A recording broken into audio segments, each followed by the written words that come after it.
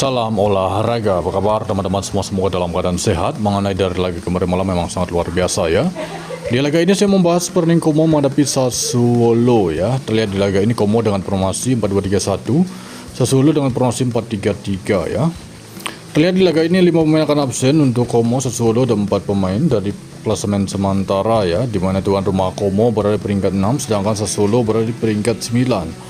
Jadi untuk laga ini kemungkinan Como bisa meraih kemenangan memang masih terbuka lebar ya. Mengingat di musim ini forma Como memang sangat bagus ya. Di laga terakhir mereka meraih kemenangan 5-1 di kandang Torino. Sedangkan Sassuolo bermain imbang di kandang sama Pisa. Tapi cukup yakin kemungkinan besar di laga ini bisa imbang ataupun hanya selisih 1 gol saja.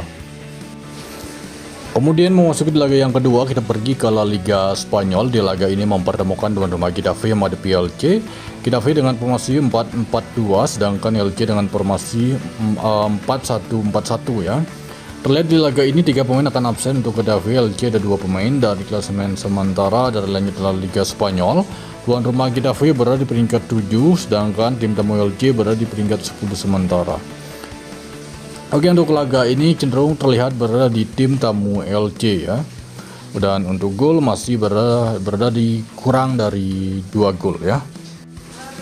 Oke, next di laga ini saya membahas pertandingan dari Bundesliga Jerman. Di laga ini mempertemukan tuan rumah Borussia Mönchengladbach menghadapi RB Leipzig.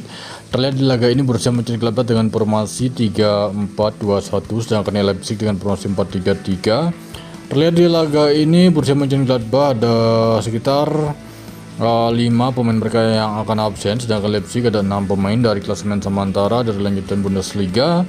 Tuan rumah Gladbach berada di peringkat 12, sedangkan Leipzig berada di peringkat 2 ya. Oke, dari peringkat cukup jauh. Dan untuk laga ini kemungkinan bisa imbang ataupun tuan rumah Gladbach bisa meraih kemenangan di kandang saat menghadapi RB Leipzig.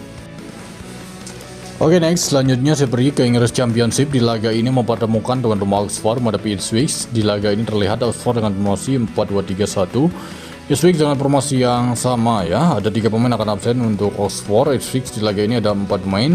Klasemen sementara Ipswich peringkat 5, sedangkan Oxford berada di peringkat 22 zona merah ya.